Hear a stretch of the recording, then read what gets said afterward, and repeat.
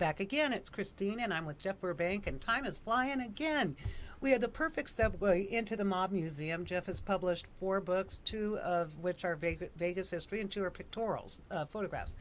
So we were talking about how when the mob came to Vegas, and lo and behold, Jeff is working with the Mob Museum as their content Development specialist. So, and I can't believe we're down to the last segment. So, number one, why do you think the public is so fascinated with the mob? And you've done it in your books too. Right. Well, I think people are always fascinated by illicit activity by others, right? Sure. Especially organized illicit activity. People who probably have strange personalities, sociopathic personalities or whatnot, Yep. who are involved in illegal activities, prostitution, extortion, And who can get away racketeering, with murder, and it's fascinating They get away to with see who these people are, Right. and they're outside of society, underground, Right. and these individual stories are really fascinating. But they were pretty bold in the 50s and 40s and stuff in Yes. Vegas, the mob. I mean, it was the glitz, the glamour, the mob dolls or malls or whatever you called them. And Right. yeah, I mean, they were pretty out there. And now with the Mob Museum, and by the way, I noticed you had 29,000 visitors in July. Right. Wow. It's really coming through the seams, Yeah. especially on the weekends. We really Amazing. get hit on, so to speak, Right. on the weekends. It's been really a popular destination.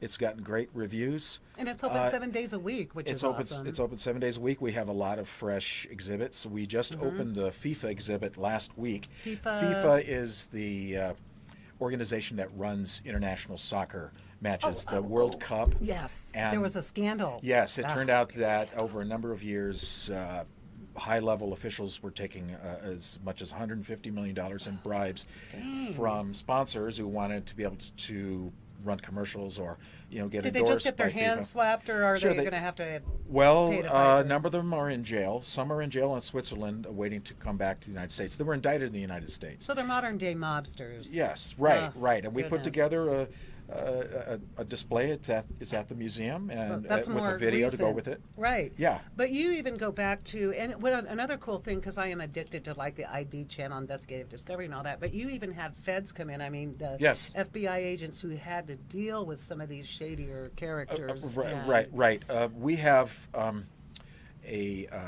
John, we have a courtroom discussion in the courtroom Right. coming up at the 23rd, where we'll have a special agent from the Las Vegas FBI, and then we'll have also someone from the Treasury Department coming in, talking about how organized crime is enforced in the 21st century. So that's coming on the 23rd. and again, we have to go back to the internet. That might even make that a bit easier than back in the day when you had to go into the the files and stuff. This has got to be, well, you can track anybody now, they say, on the internet. Sure, So and surely that's a tool. There are a lot of hosts of cyber crimes now. Right, and tomorrow you have an event with the Gotti family enforcer. A man named John A. Light, and he was an enforcer for John Gotti in New York. He was convicted of a couple of murders and also conspiracy to some other murders and some racketeering. And he's in the courtroom tomorrow. And he's going to be in the wow. courtroom tomorrow, and you can set your eyes on a real life hitman. And he's got a book out. Well, I spoke to Frank Collada, who was going to be my guest next week, but he's been called away to San Diego. I hope it's nothing serious. As a matter of fact, I emailed him. I said, Frank, just have a good time. Call me when you get back. Well, he's the nicest He hitman is- I've ever met. I Yes. know it. He was such a gentleman on the phone. We had a really good time. No, It was just kinda- he's good. He is featured prominently at the Mob Museum in videos that we have looping in the lobby and elsewhere. Oh, yes. And don't you have a mob chat room or something, or a mob, what is it on the website? Well, we've got a very entertaining website where you interactive website, and we've really redesigned that. Oh, yeah. I've been writing the blog. I just wrote a blog piece yesterday about the upcoming movie Black Mass, which is about James Whitey Bulger, Is that the that's one? that's being released next week. Is That's that where Johnny Johnny Depp? Johnny Depp. He doesn't even look like has Johnny a very exceptional makeup job, and I would And think that. hair. I would think that Johnny Depp would be miscast in that character, as I thought he was miscast as Hunter S. Thompson in Fear and Loathing in Las I did Vegas. too, yeah. But he really seems to pull it off. The trailer I saw I've seen him. was very effective. So, and it's gotten very good reviews Awesome. in general. And so we're looking forward to that. Do you we're find going to have a these- screening of that too. Oh, great. Yeah. When is that? That should be next week. I'm not sure. I think Uh-huh. Monday.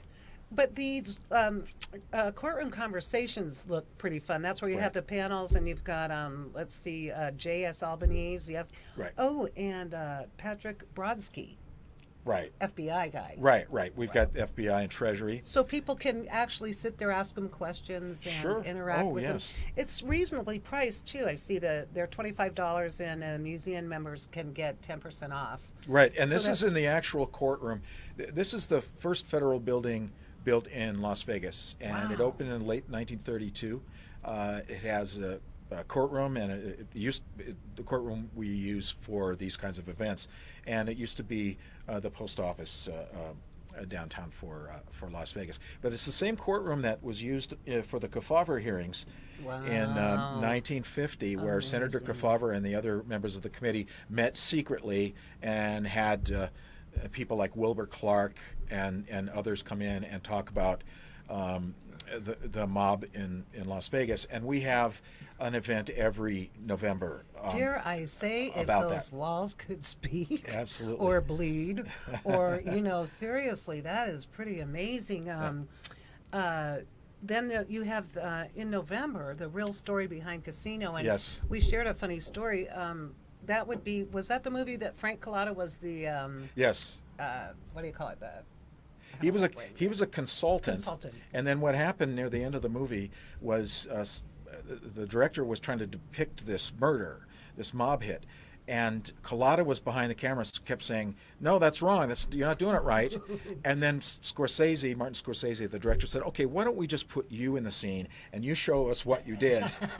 Oops, I missed. And he went, and this was kind of a botched hit where the guy was shot a number of read times and he about kept it. walking because it was a low caliber gun. Right. And then finally he killed him. But you probably remember I was in that movie. I had that Yes, one that's- short. I played a member of the gaming commission. Yeah. Probably I don't know if they thought I looked like a white face or I don't know, but they put me in there, and I just had the. You have the commissioner look. I had the commissioner, yeah. It's got great hair.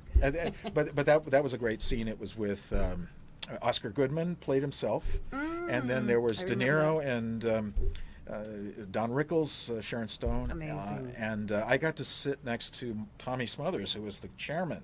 So I got to Tommy's talk great. to him about the Smothers Brothers shows during the break. I love them. That was a blast from the past, wasn't it? Was he as it was easy to talk to? or Oh was yeah, he was great. He was deaf in his.